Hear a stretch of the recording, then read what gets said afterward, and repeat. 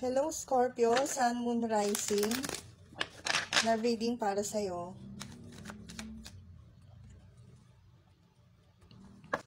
Anong problema Scorpio? Meron ba kayong hirap na i-express sa nararamdaman ninyo? I-express nyo na. Parang nahihirapan tuloy ako magsalita, Scorpio. Sa reading na to, titignan natin yung current energies ninyo, yung feelings nila sa inyo, yung intention, yung actions, and yung possible na reaction nyo at yung possible outcome. Okay, ito yung current energy na situation ninyo. Energy check. Scorpio, yung person ninyo, nasa sitwasyon kayo na ang kadil ninyo, mga impulsive na tao. And yung iba din dito sa inyo, kadil ninyo yung mga tao na sa family ninyo, hindi gusto yung person ninyo.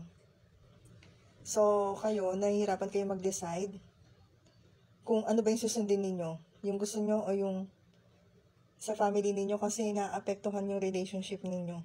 Yung iba sa inyo, Scorpio, nasa sitwasyon din kayo na pabago-bago yung isip. And minsan, yung iba sa inyo, ang dami ninyong ginagawa. Grabe, Scorpio, para akong gusto kong magmadali. Yung feeling ko, ganun. Ganun ba yung nangyayari sa inyo na parang ang dami-daming kailangan gawin. Pero in reality, kaya mo naman siya gawa ng schedule para hindi ka magka-cramming or mag-rush.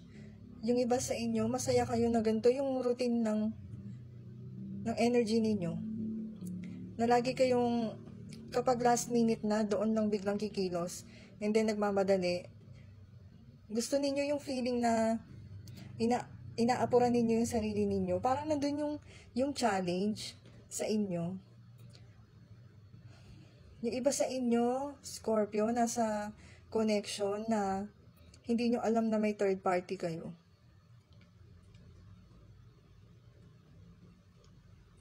Huwag kayong mag-overthink, ha? Hindi naman lahat makaka-resonate dun sa na-channel ko na yun. Yung iba sa inyo, ikaw or yung person ninyo, impulsive, can't make up their mind kung anong desisyon yung gagawin. So, tignan na natin yung feelings nila towards sa inyo.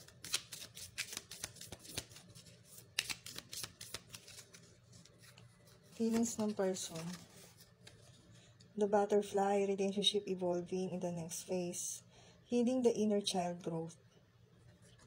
Maganda. Siguro nga nandun kayo sa energy na nagiging playful kayo. Kaya ang dating sa akin, parang impulsive. Kasi kung ano yung maramdaman ninyo, yun yung gusto ninyong gawin. Kahit minsan hindi kayo sure, ganito yung energy and feeling sa inyo ng person ninyo. So, para kayong nadadala dun sa energy nila.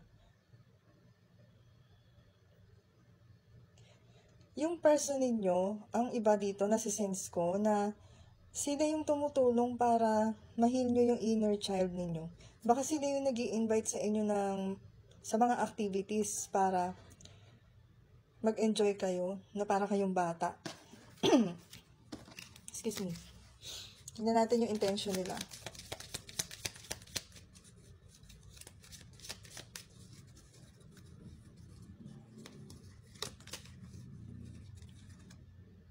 Caffeine. Gusto nga nila ng pagbabago. Meron silang gustong matapos. Hindi ko alam kung ano yun. And kapalit nun ay pagbabago. Kaya siguro nila kayo tinutulungan. In a way, itong person ninyo, natutulungan talaga kayo sa healing. Ganun yung strong na nararamdaman ko dito. Ang lalim ng reading ng Scorpio, parang katulad ng ugali ng Scorpio na talagang lagi na lang nagdadive pa ilalim. Ano ba yung feeling na ganun? Grabe Scorpio, yung reading nyo. Baka yung iba hindi maka-resonate. Pero kayo na lang bahala mag-apply sa sitwasyon ninyo, guys. So, tingnan natin yung anong action nila towards sa inyo.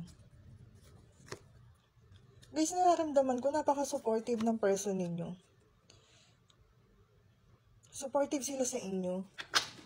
Gusto nila maging successful kayo. Gusto nila maging masaya kayo. At hangad nila yung mabigyan ng balance kayo.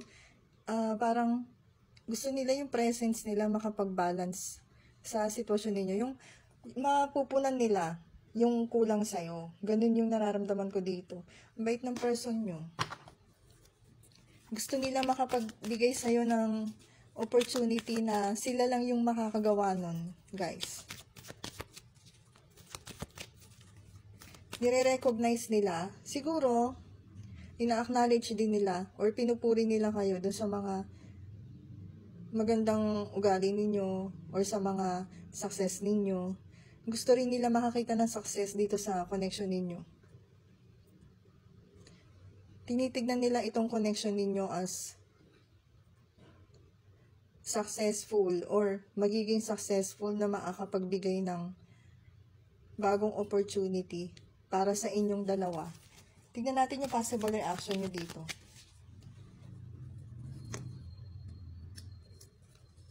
Kaya tuloy in love na in love kayo sa person nyo.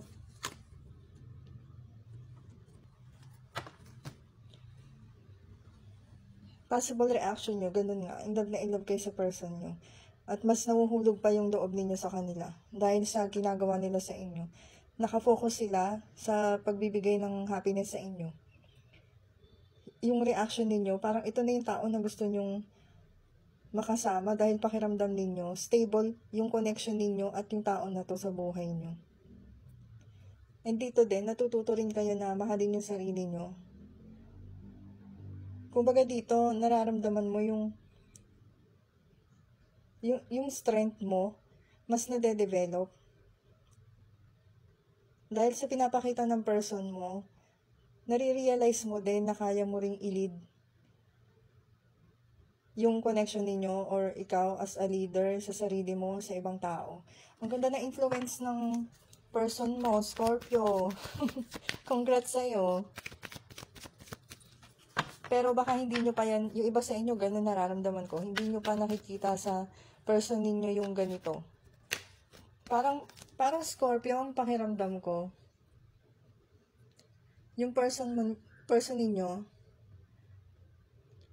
sigurado siya sa nararamdaman niya. Tapos kayo, Scorpio, yung may mga doubt. Yung mga nagdududa sa intention niya o sa kakahinat na ng connection ninyo. Pero wala akong nararamdaman dito na negative. Ewan ko lang dun sa ibang Scorpio ha. Hindi naman lahat makaka-resonate. Tingnan natin yung possible outcome.